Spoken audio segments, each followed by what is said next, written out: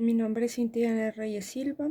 Voy a hablar de los antecedentes del juicio oral, de la materia de juicio oral. Mi matrícula es la A3790. Los antecedentes del juicio escrito y el juicio oral. Los procedimientos no tenían complicaciones y no había necesidad de conservar actuaciones porque no había apelaciones. Como se conoce en el derecho romano, también se desarrolló mediante la manera oral, pero sus decisiones se registraban por escrito. En la Edad Media, el formalismo procesal se vio acentuado por la disminución de la autoridad estatal y la división de poderes. En el siglo XII surgieron tribunales eclesiásticos y el proceso canónico, que crea un régimen jurídico que se extiende por Europa. Dirigido por funcionarios que se encargaban o estaba caracterizado porque lo manejaban el proceso de manera secreta, por fases cerradas, y estaba restringido a una tarifa legal. En la valoración de pruebas es donde se manejaba esta de la tarifa legal.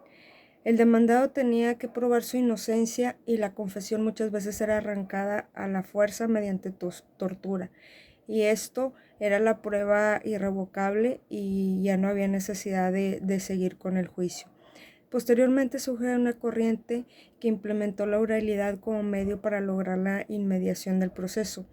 Los primeros signos de que regresó la oralidad se pueden observar en el Código de Predeude francés del 1806. Con una regulación simple, sobresale la publicidad y era libre de apreciación de la prueba.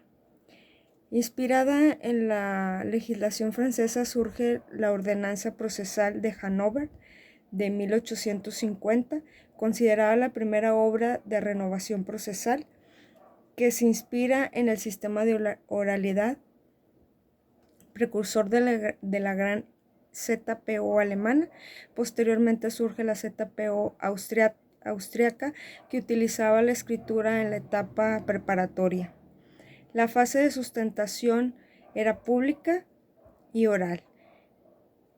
En este proceso se mejoró mucho lo que era la duración de los tiempos. Los procesos civiles eran más cortos. La tendencia en Europa a implementar la oralidad aprobó la ley de enjuiciamiento civil para dar fuerza a los principios cardinales de las antiguas leyes.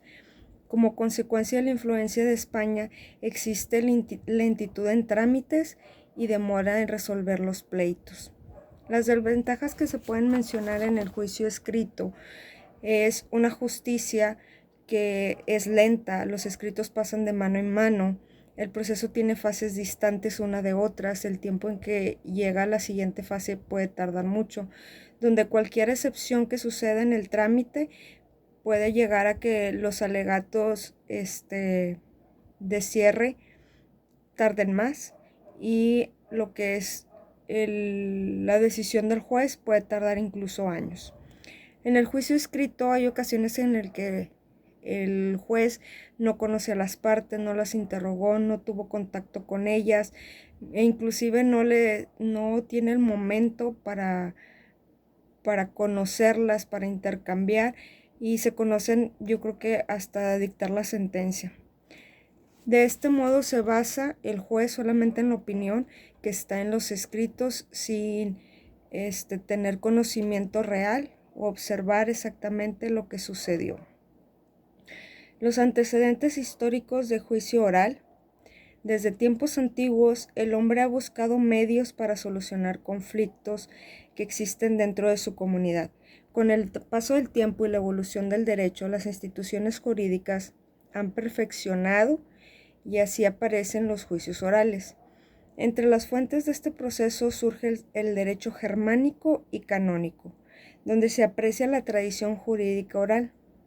En la influencia del canónico, los procesos son lentos, la jurisdicción está a cargo de los funcionarios del Estado.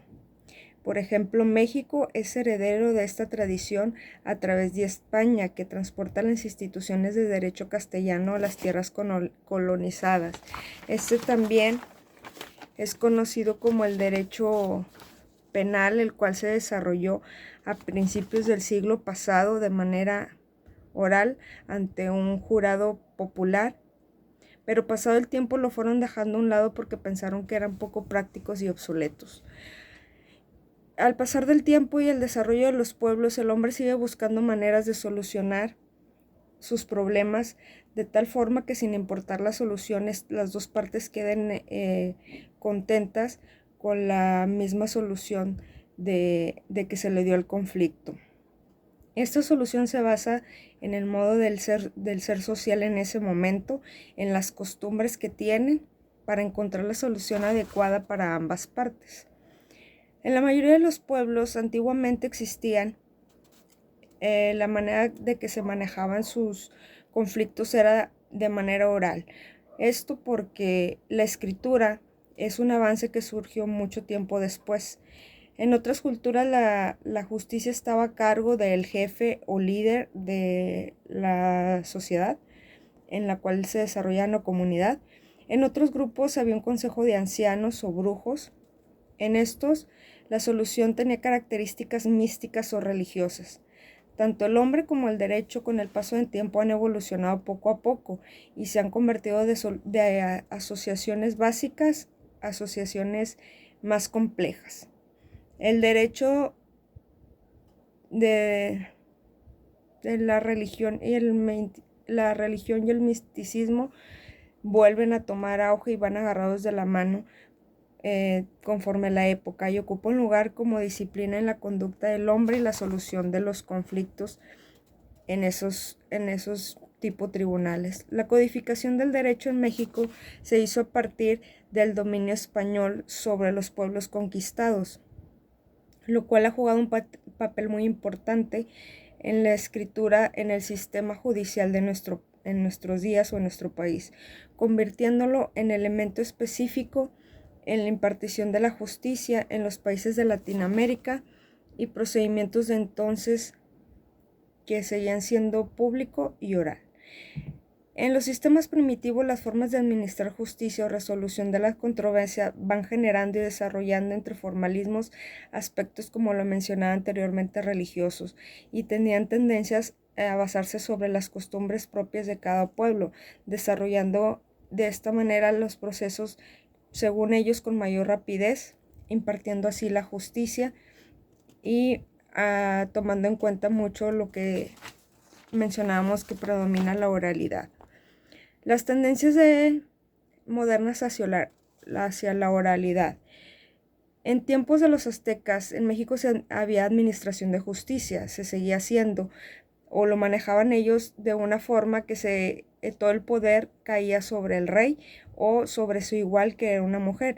Existieron organismos que funcionaban como tribunales y dictaban las resoluciones. Se reunían en una cámara y de esta manera llegaban a una decisión. No había modo de ponerlo a prueba o a opinión o a votación de los demás. En dado caso que no tuvieran la solución, estos se basaban en la opinión de un jurado que ellos tenían ya predeterminado. En la época de la colonia se basaban mucho en el sistema inquisitivo, los cuales se desarrollaban, como lo mencioné anteriormente, en Europa, y España era la encargada de exportarlos aquí a nuestro país, y por eso se manejaban mucho a través de la venganza. Y como se mencionaba, estos eran de carácter oficioso, secreto. El juez era a su vez juez y verdugo. Se mencionaba también mucho la tortura de los individuos. Todo esto, conforme fue pasando en nuestra Carta Magna, se expresa en la Carta Magna de 1917, o se aprecia los excesos del sistema inquisitivo, la inadecuación de los conceptos del sistema acusatorio. Era mixto, donde una parte era oral y otra parte se manejaba escrita. Las facultades judiciales estaban impuestas en subsanar las deficiencias de la investigación. Estaban manejando nada más los errores de los hechos. La instauración de los juicios orales, por tratarse de una impartición de justicia, la cual está comprobada, reduce costos y tiempo, simplifica el tiempo y trabajo de las autoridades, del número de expedientes que tiene que leer. Está basado en la transparencia, esa es una de las partes que se mencionan mucho, con base en las pruebas que están surgiendo mediante el avance de la investigación, las pruebas que se obtienen mediante también pruebas científicas o de peritos. Los juicios orales garantizan a la sociedad que el método va a ser más claro, que involucra a jueces, las pruebas de las víctimas, del victimario. Sus argumentos frente a un tribunal se tienen que expresar o se pueden expresar de manera oral. Los juicios orales utilizan varios mecanismos elementales que tienen que tener profesionalización, por ejemplo, los policías, los jueces, los ministros, los defensores, la sociedad en general. Este procedimiento debe de lograr agilizar la impartición de justicia para permitir el rezago, más bien, para abatir, perdón, el rezago de las averiguaciones previas y de los procesos que estén pendientes, y así de esta manera poder agilizar y solucionarlos en menor tiempo. Porque de este modo el juez tiene la habilidad de poder dictar la sentencia de una manera más pronta y expedita.